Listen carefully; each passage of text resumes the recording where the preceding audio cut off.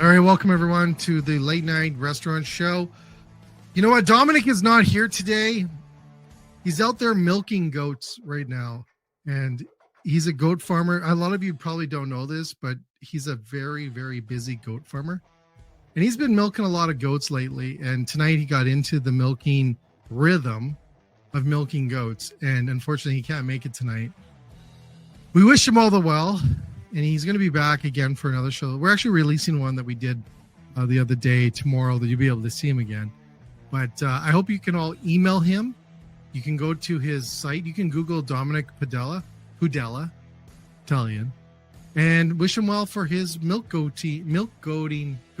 goats, I think is how you say it.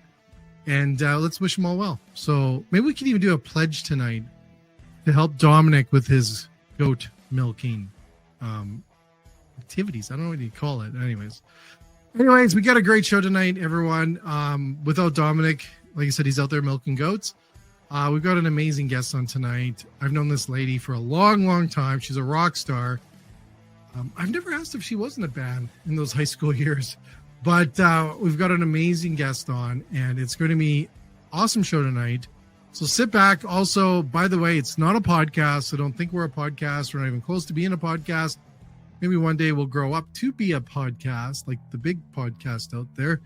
But we are not a podcast. Nope, not at all. But I think tonight we might give away something with our podcast logo on it. Maybe like another throw pillow or some socks. Who doesn't like socks? Anyways, great show tonight. So here's our intro, and we'll be back with this rock star. Here we go.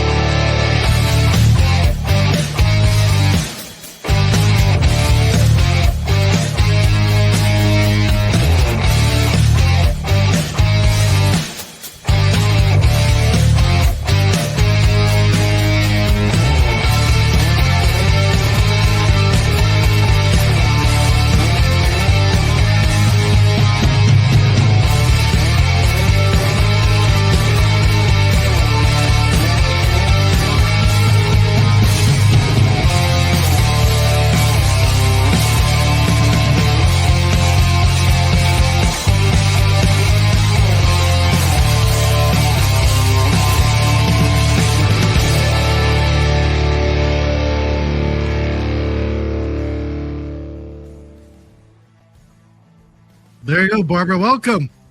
Oh, thanks, Jay, and thanks for the introduction. And no, I was never in a rock band. However, I'm learning to play ukulele right now. So I don't know if that seriously? Yeah. Well, you know what? Dominic's not playing the ukulele. He's milking goats tonight. Well, I can play the ukulele while he milks goats. Maybe, who knows? Well, we feel for him. I miss him. I miss my little Italian guy. And, I wish he could have made it, but he's got busy. He's got a lot of goats to milk, and it should be a good evening for him as well. So, anyways, Barbara, you are the Director of National Accounts for Entegra. Thank you for joining us tonight on the show. Just make sure you know that's not a podcast by any which ways. Yeah. And we want to learn about what you do. You've been around the industry. How long have you been in the industry? Oh, I don't know if I'm allowed to say that. Then that will age Just me. lie. About 12 years. No, I've been around in the industry. I was thinking about it. And Jay, thank you so very much. I've worked with you for a very long time, and I'm really excited to be doing this. And I love your show. So thank you. I really appreciate having me on. I have been in the industry since I was wee high to a grasshopper. My dad owned a pub and a restaurant. Seriously? Yeah, and I used to clean the bathrooms in the pub when I was little on Sundays. Really? Yes. So always been in the industry. And then my parents had a resort in the Okanagan, so worked through that. I, had my own restaurant, and yeah. Really? So, I didn't know you were in the industry that long. That's crazy. Yeah, I know. I was. And so Jay, you're now, it just shows how old I am. So. Fancy way for Jay, shut the shit up. Yeah, no, but it's, I tell people that the food industry and the hospitality industry is in my veins, it's in my blood, and I'd started cooking probably when I was 2. Not that I'm a chef by any stretch of the imagination. I just love food. So I've always been in the hospitality industry. Love it. Truly love it. You know what? Well, you could tell, Barbara, like, you know a lot. You've been around, you've seen a lot. And I can only imagine some of the stories you've had over the years. I can only imagine. We'll get into maybe a couple later. Sure. So right now, Entegra, can you just share who Entegra is? Because a lot of people don't know what this amazing company is. And tell us 30 seconds. Here we go. Oh my gosh. Okay, I'm going to do my very best because it's a wonderful. So Entegra is a group purchasing organization here. We are a global organization, and in Canada. So I work for the Canadian division. There's 22 of us on this wonderful team, and I think what people don't understand, what they miss out on the Entegra piece and a group purchasing organization is how helpful and how we can help you in your business, right? So often the distributor will bring us in, here, sign this piece of paper, and they'll get you some money. And then that's it. That's where it leaves off at, where that's just scratching the surface. That is just this small piece of what we can do. So if, Entegra, it's endless. And as I've worked with them for 2 years now, I keep finding out more and more and more. Well, I'm working with a customer right now on trying to find them, getting them better deals on their name badges, just simple name badges for all their, no word of a lie, hotel chain name badges. They're paying $10.82 a name badge. Ours. That's a lot of money. No, I know. So just these little things, right? We're $1.82. So it's quite amazing what we can do. I mean, we have. What is the numbers? I mean, we have over, I think, 1,500 national and regional suppliers in North America that people tap into, right? That's crazy. I didn't know there was that many. For sure. I mean, and we all think about food, like we're going to get our rebate check from Entegra or, our GPO through Cisco, through GFS, through Pratt, through lots of distributors. But again, like I always go to that other side of the equation. Yeah, there's other things out there that you can work on and stuff like that too. That's really cool. So, Barbara, so good. No, and they don't even think about stuff right like that. Oh well, everything adds up nowadays, right? Because everything's so expensive. How important is that to restaurants, Barbara? Like you've seen restaurants. How hard is it right now in the industry to make money? Yeah, that's a really good one. I was talking with a peer, and he's really good on the numbers and the inflation. And he was saying, he says restaurants may have their sales dollars up, but their the people coming in the door is down, right? And this is all around down too. Right? The traffic's down. So being in the restaurant business is really, really difficult. And if you're not partnered with with somebody that can help you and navigate, it's tough. And I think people underestimate and underutilize their GPO. And I'm not, there's lots of GPOs out there. Obviously, I'm here to talk about Entegra, and I would love you to all phone me afterwards, and that's great. But if you have a GPO right now, I guarantee that you're underutilizing them. I mean, we want to be at your table. We want to be consultative partners in your decision making and help you, because we have access globally to, like I said, over 1,500 suppliers. We've got $36 billion in purchases that we can leverage for better contracts and rebates for people, right? So this is where you, as a single mom and pop or even a small chain, you don't have that voice to reach out to those larger manufacturers or reach out to the hood vent people or reach out to the name badge guy. The badge guy. You don't. I just think of John Candy with the showering guy. Is there a showering guy somewhere? Yeah. The who?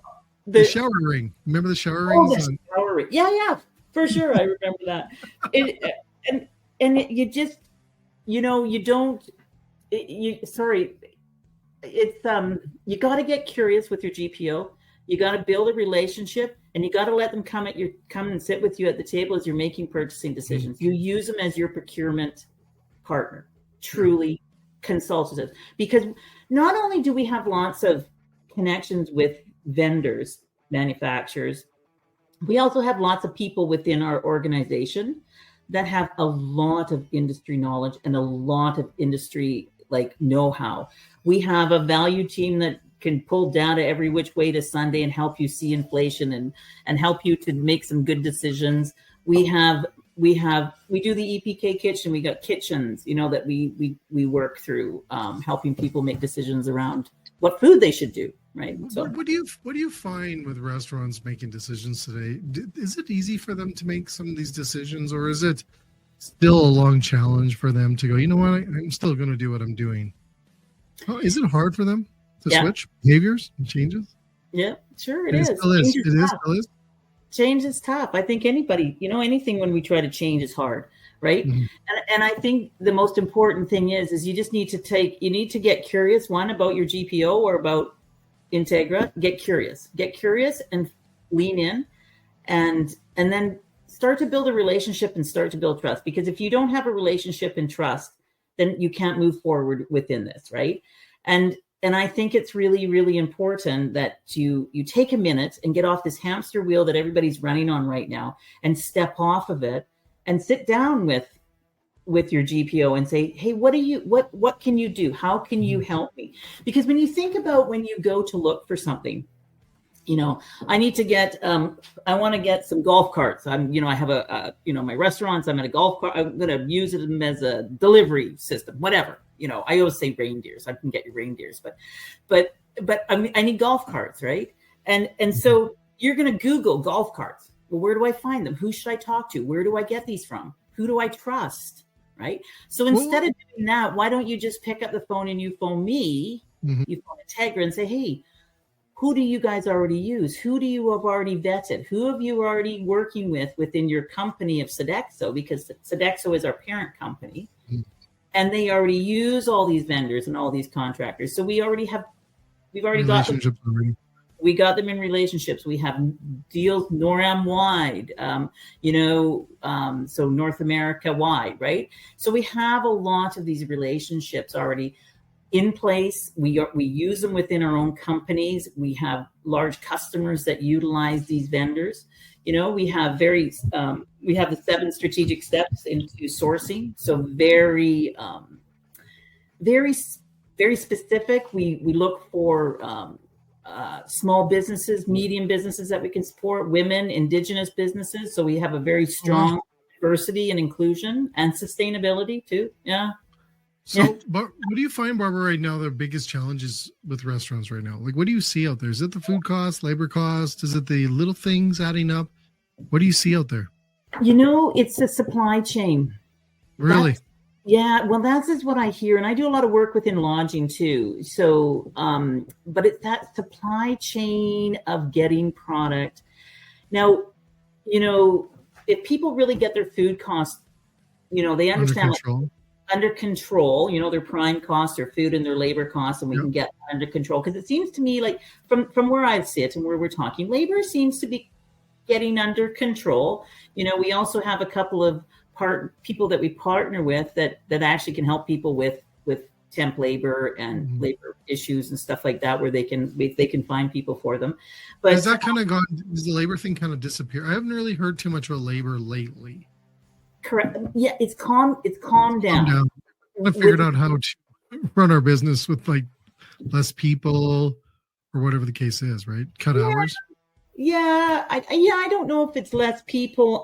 I just think that we've done really good at promoting. The restaurant associations have done it good at trying to bring in and promote working in the food industry. When I worked in marketing there, we did lots of promotion for the restaurant association, just trying to encourage people to take on the industry, and realize that it's a wonderful industry to be in, right? The food industry is fabulous. Yeah. It's a great career. I think we can do better, though. I think we still have a ways to go to tell people how awesome it is. I always said this, and I was at the BC Hotel Association doing a talk out there, and I think I did say in front of that group, and then the following week I said in Saskatoon, we don't have a problem with labor. I don't think we do. we have a problem telling people how awesome it is to work in this industry. Yeah. Because COVID, all we kept doing in COVID was putting a poor newscaster out front of a restaurant that just closed and going, "Oh, this restaurant just closed," or we keep promoting or publishing closures of restaurants. Mhm. When's the last time you saw all these amazing restaurants open up, or the newscast goes, "Hey, there's a new restaurant opening up here in Edmonton"? We don't For hear sure. that. We hear about the closures. So quit it. Do the positive of what's happening in the industry. For Because you're sure. scaring people out. Scaring people out of it.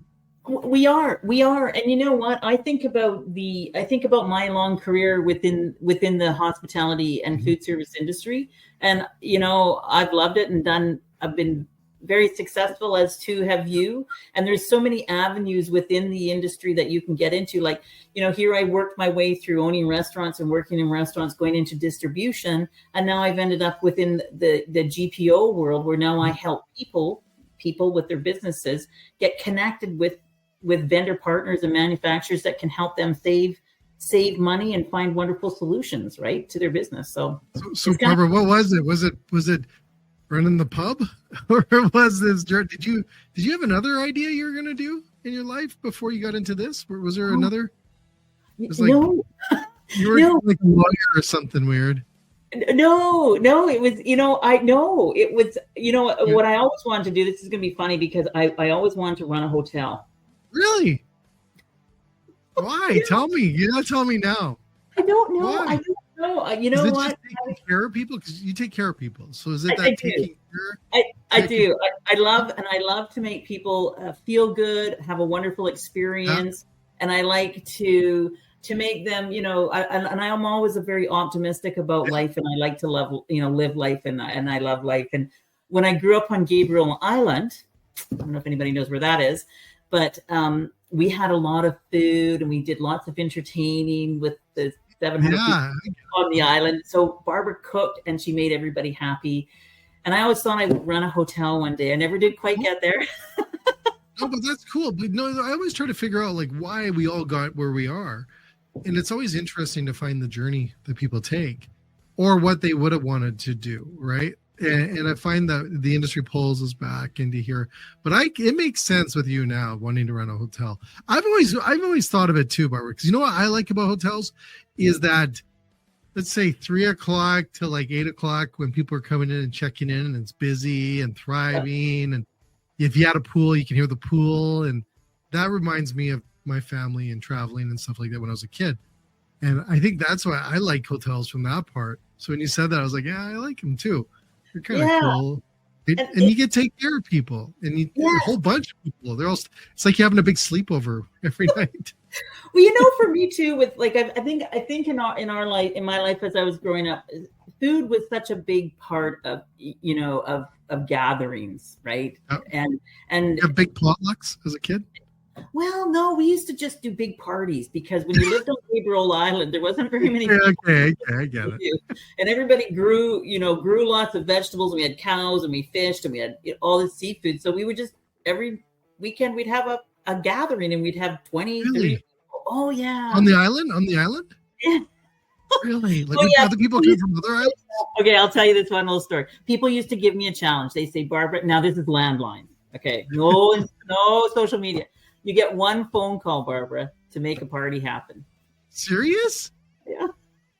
No way. Yeah. So I could days. make one phone. They used to challenge me all the time, and there'd be no problem. I knew exactly when to call, where to call, and how to get things rolling. Would other people come from other islands? Like, would it be no, because it's a bit too far. Like there's a ferry and stuff like that. But we would get. Okay. Yeah. That's really cool though. Now it makes sense. I'm getting the pieces here. little hippie love. I love making everybody happy, and that's and that's why I think it's really interesting where I've ended up. It truly is my career path. It was meant to be here with Entegra. Yeah. It truly was. Do you think a lot of people like when we have a lot of people on the show and stuff like this, their paths are incredible of where they end up? And I find a lot of people, we've had people try to escape the industry and they always say, yeah, they pulled me back. And I find that a lot of people have these journeys, but they're so unique and different. And I'm assuming there's nothing you would change in this journey. No. Right? And it's not been easy. It's an up and down journey too. Oh yeah. I mean, I tell you, I own my own restaurant. I worked in Whistler at the Delta. I was, oh yeah. And I worked at the Vancouver Yacht Club, Yeah, I work for the Bay downtown at the Skywalk Cafe. For anybody that's from Vancouver and has been to the Skywalk Cafe. Oh yes. I have worked in the restaurant, and then all through my distribution world, I did street sales, working with local mom and pops customers and helping them, working up into larger hotels, and then into the resource department. We're working with chefs and marketing and specialists for BC. So when you were working back in those restaurant days in Vancouver, the Bay, the Bay, right downtown. Yes, awesome. I won't tell you what year I started. Yeah. Well, that was when there was a lot of bays, I'm sure, across Canada. Yes. Do you ever think back then at those Bay days that you'd be doing what you're doing today? Like, a lot of kids are in the career right now, or they're working at, like, I always go when I do a drive-through, or I go to like a fast food place, because I started at KFC, and I always go back and watch those people in the drive. That's why I have so much sympathy for them, going, man, like, that was me 30 some years ago. And I'm like, wow, right? Like, I never thought I'd be doing what I get to do. Yeah. And I think that's the unique part about our industry, is that it just doesn't have the same path for everyone. You know what? No, I would never have thought I would be here today, and I don't think even before I got the call from, shout out to Brad Gable for giving me the call to join and to asking if I wanted to enjoy Entegra. I would never have thought I would be here, but my whole life is a little bit shoot from the hip. I just, let's go over here. That's how I work. And that's the spontaneity of it. I love it. Right. And maybe that's why the hospitality industry always, was in me, is because it was always lively and exciting. And I tell you, I think, there's so many opportunities within this hospitality industry that that can take you, and what you learn from the hospitality industry is insane. I did go take a stint in between distribution and Entegra. I worked within marketing, where I sold websites and podcasts and things like that. And I'll never forget, my boss came to me and she said, "Man, you food service folks, you guys have got a lot of energy. We're going to hire more of you." Because, and you know what else I find that the food service industry taught me, the working in the restaurant and that, was to make decisions quick, how to make these decisions, how to keep people happy, how to keep myself in check, my emotional intelligence, and all these things. Well, because I knew that tip at the end of the day was going to drive me, get my gas in my car and pay my rent and all those things. Right. So. You're right. And I find it's very, it's funny, because I think there's a DNA that is implanted in us, maybe, or we're born with it, that really is unique than any other industry out there. Because we all know we're not millionaires in the restaurant industry. There might be a few out there that own 100 restaurants, whatever. But the ones I always say, in the trenches, we're not making millions. Yeah. And it was so funny, because I did a post of a Ferrari when we were at a car show on the weekend. And I was talking to a guy today. He's like, "Did you buy a Ferrari?" I'm like, "Sure." Food service industry. Are you kidding me? I knew I was going to get someone with that, but I got like most gullible. I was like, holy cow. So I think, but we do have this DNA in a sense that I find so unique, because we're doing it for more than, I think, the pay, and more of a purpose. And I think it's so important that we all have these purposes, why we do what we do in this industry. And I think it's contagious, but we need to share those purposes. We need to tell people why I'm doing this. And it's not because of the pay, because they may get in going, well, geez, I could go be a lawyer and make way more, or do whatever. But it's something else that I think we need to share. Like you said, taking care of people, Barbara, or having fun, or embracing people, all those good things that you do. And also rise people up, right? Put people on your shoulders and make them rock stars. And I think we need more of that. We need to tell more stories like that. That's why we do what we do at our show. is we want to tell more stories about what we do. So people go, man, that sounds pretty cool. I want to do that. Well, I'll tell you, my dad always said, I want you to be a brain surgeon. Right? My dad was it. And I'll never forget the look. I was the prime minister. My sister went off and did her green sustainability kind of engineering. And I said to them, no, I'm going into the restaurant hospitality industry. They put their face like, oh my gosh. We only job at the time. And it was like, and away I went off to college and I went and did. And then, and you know what? Because I'm happy. I followed what was inside my DNA, what I wanted to do. And I feel that if you're happy, the money will follow. Yeah. So, yeah. I think that's so important that you do it for what's right, for the reason, if that makes sense. But I think a lot of people, and trust me, I've seen it, Barbara, doing this stuff, is that you see people that think you're going to be the next Joe Rogan. And then after a year, they're like, man, I still don't make a lot off these podcasts. I'm like, well, I hate to break it to you, but it's going to take a lot more than that. And I think that's the thing. Like, we do it, trust me, we're not making millions. And we're not making anything. We're doing it for the purpose of the industry. And I think that's important. I think it's important to do that. And a lot of people, I hope they don't do it the other way, but I've seen it. I saw it recently in Chicago. Yeah. And I think people get caught up. I think you get caught up in that. And I think it becomes almost like addictive is to chase the dollar. And I think you just got to do what's right.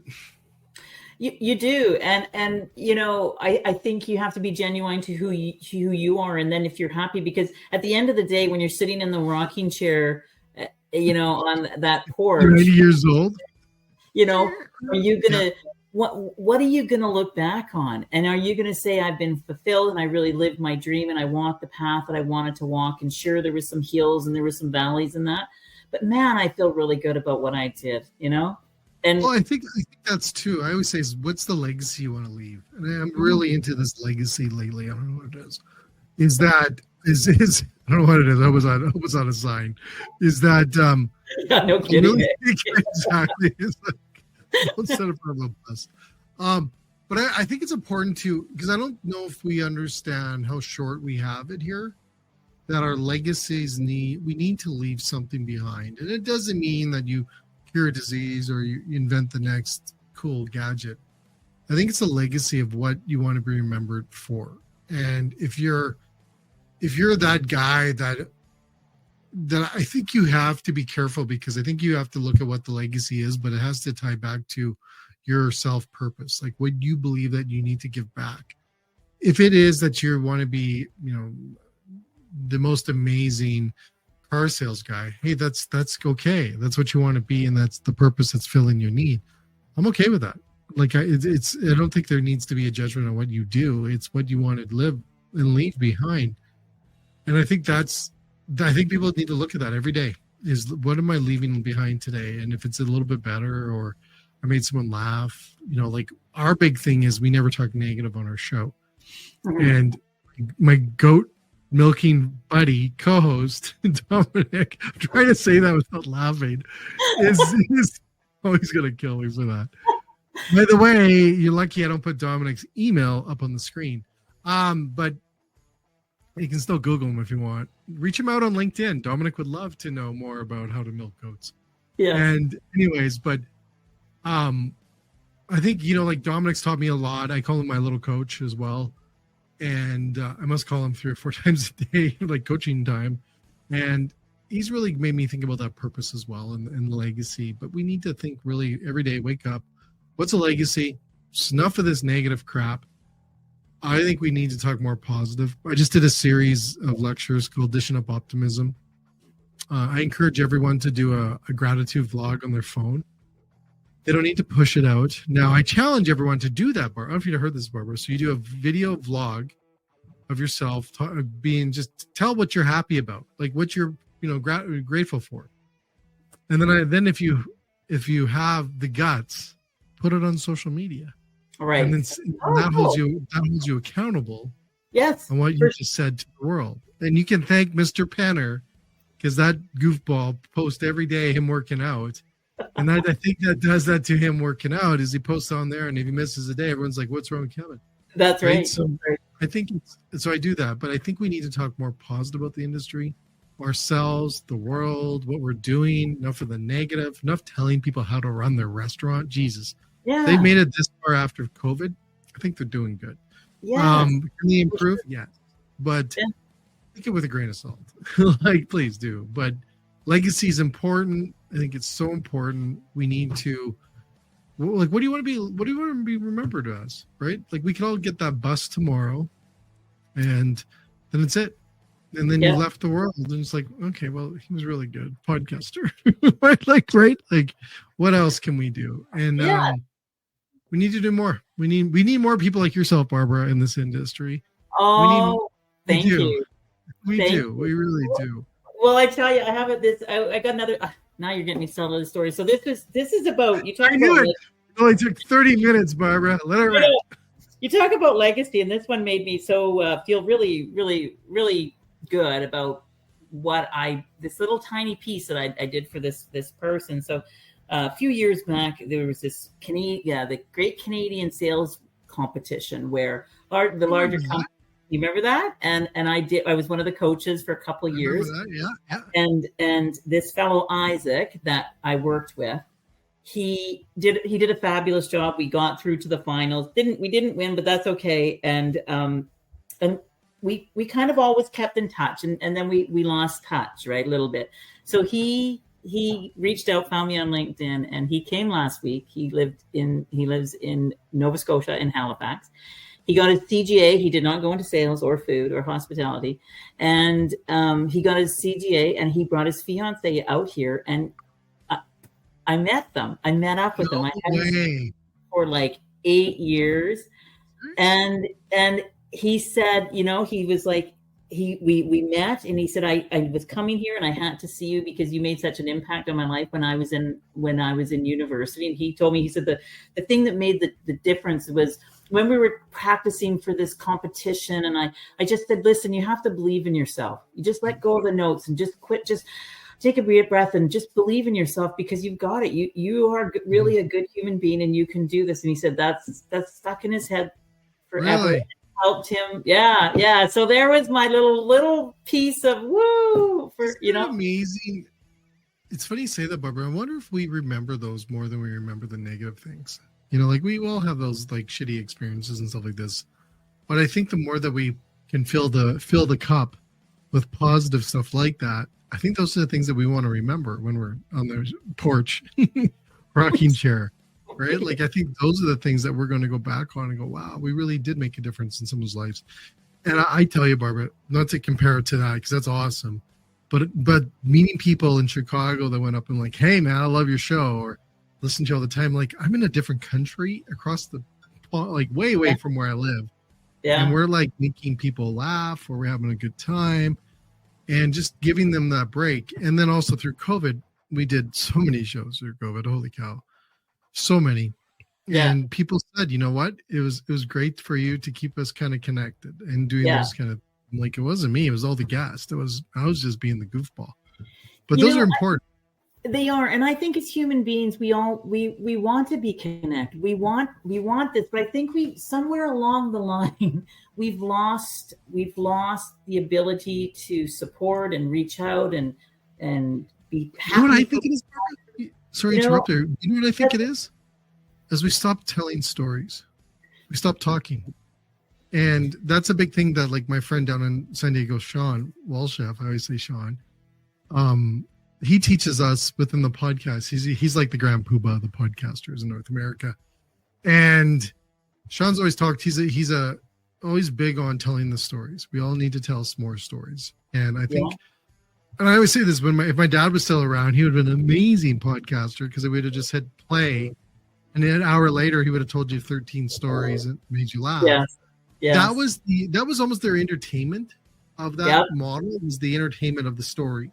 Where we sat around the fire and we told stories. What do we do today? We sit around the fire and we look at our phones.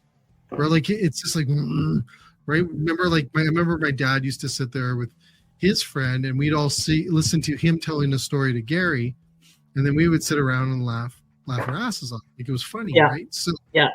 I think we forgot how to tell stories. And I think the stories was the bridge into the conversations with people, to talk to people.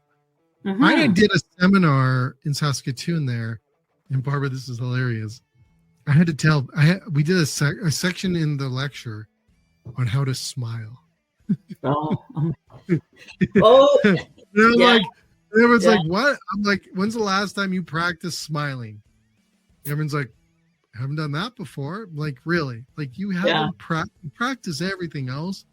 You haven't practiced smiling? Really? Yeah. Are you kidding me? It changes the world.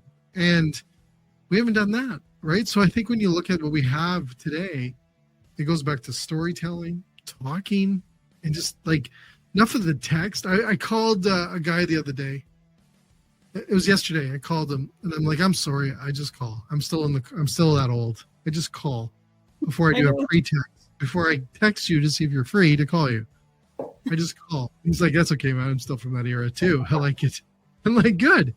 But when did we have to start putting more, I guess, obstacles in the way of having a conversation with people? And that's probably why I like podcasts, Barbara, because we just talk and we get to have a conversation. And can you, and I think the popularity of not a podcast, so Jay. Remember, this is not a just about slipped. Goat milk and Dominic would have killed me for that one. I can't do that for him. It's not a podcast, Jay. Dominic would have killed me for that one. Whoops. But I think that's why people like these things, and the popularity's through the roof. And you know what? Maybe this model of conversations, that's for other people, it's called a podcast, not for us, that back in the 80s, they would have been like, that's called talk radio. Yes. I remember my father. So my dad, he's in his 80s, and I was trying to tell him about podcasts, and he's like, "What? I don't understand this. Like, what do you mean?" And I said, "Dad, you remember when you used to listen to the radio and you'd go to the radio on, and somebody would read you a story or tell you a story, or you'd listen to them all for the night, for the evening with your family?" And I said, "Well, it's the same thing." Yes. We all listen to Stuart McLean. Oh my.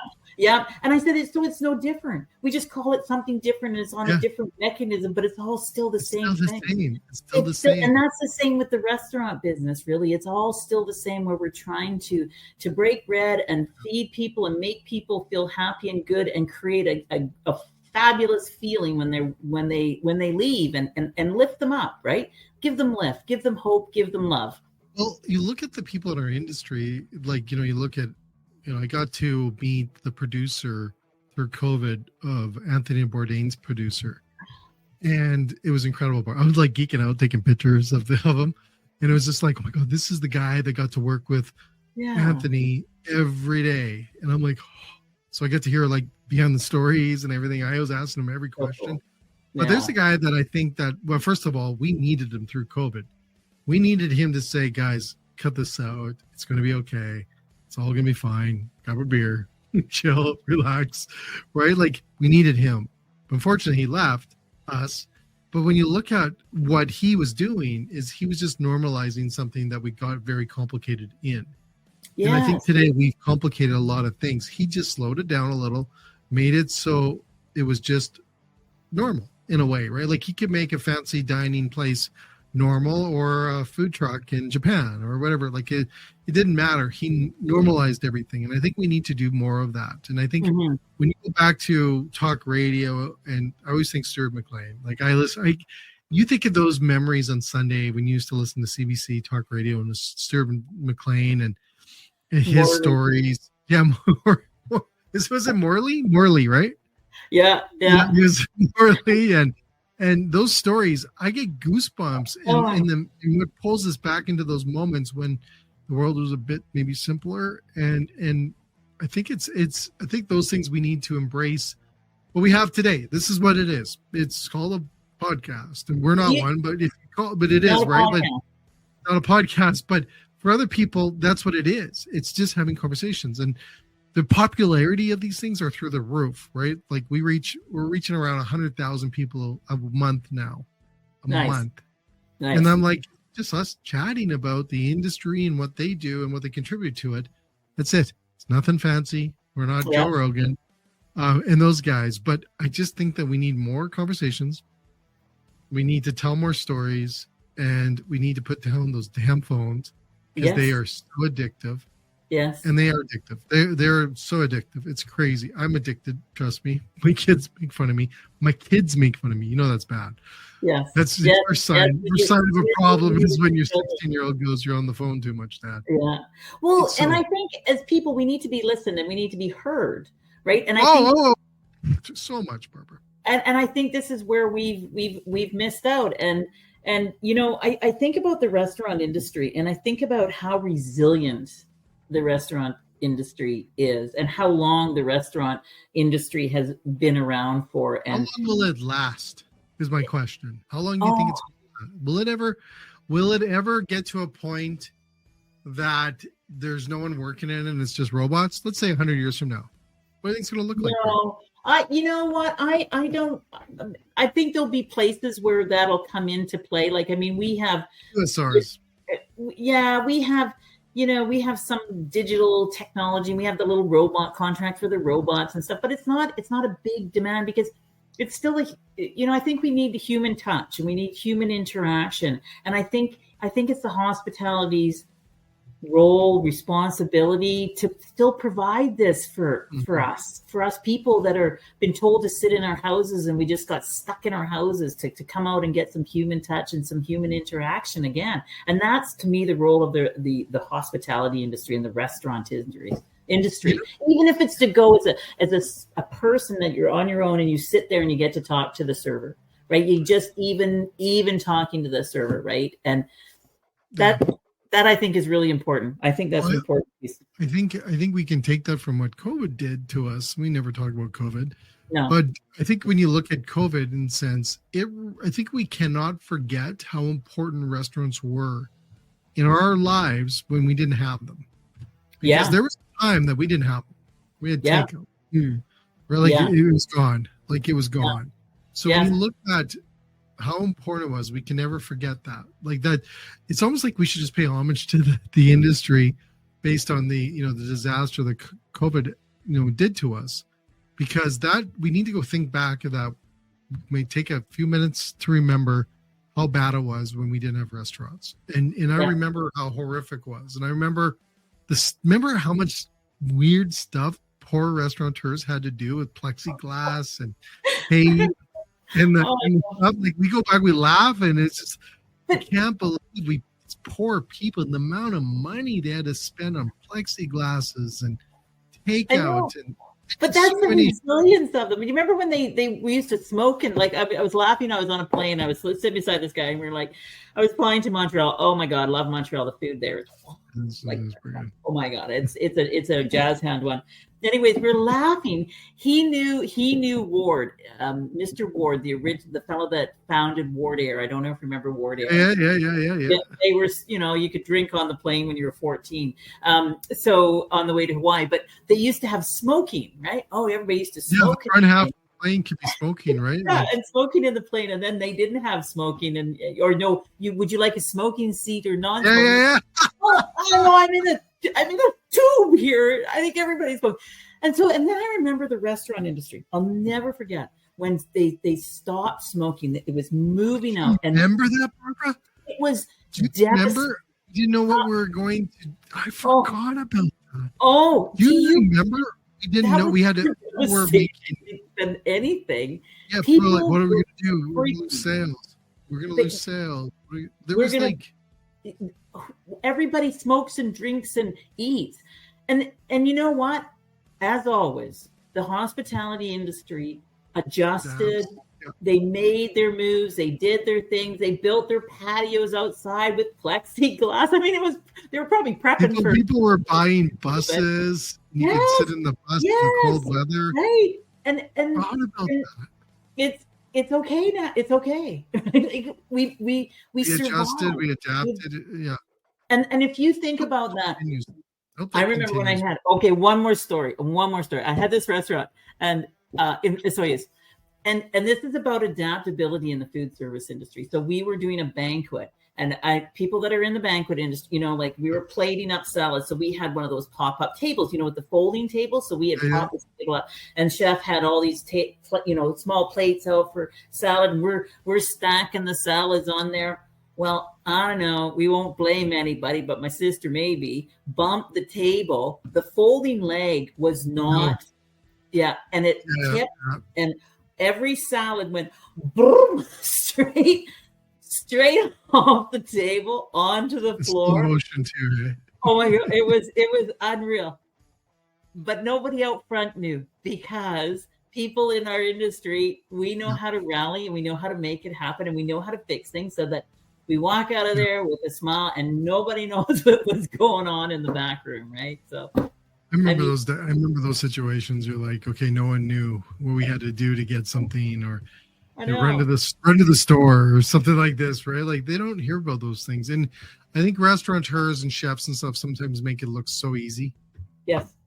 But until you step in those shoes, then you'll realize how hard it is. I remember doing a session once with a customer that came in. I remember the customer, and our chef wasn't, I think Chris or Albert was gone.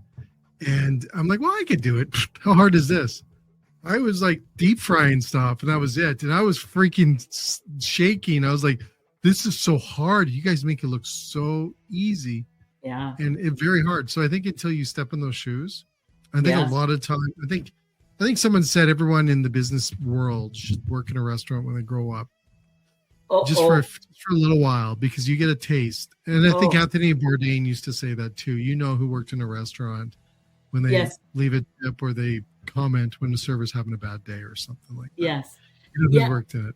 For sure. And I tell you, the food service industry, the hospitality industry is one of the toughest ones. I mean, if your sign's not breaking down, your website's crashing, or else your server's sick, or the dishwasher just blew up, or your walk-in cooler is dead on it's the hottest summer day. Your whole staff is high on mushrooms. Oh yeah, or we got a flood, or this big bus just showed up, and they only were supposed to bring 20 on the bus. Exactly. 50, the teaching conference got let out.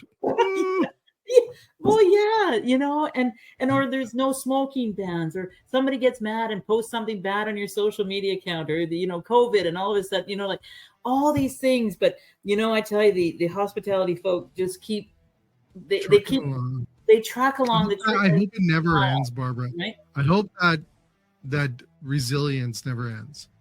Like, I hope they never go, you know what? It's just because it's tough right now. We're seeing margins shrink so much. Yeah. Like you said, the foot traffic, that is definitely, we did a couple of webinars recently, and that was like the number one message is increased foot traffic. And we were talking about this last year with Starbucks, with a guy from Starbucks.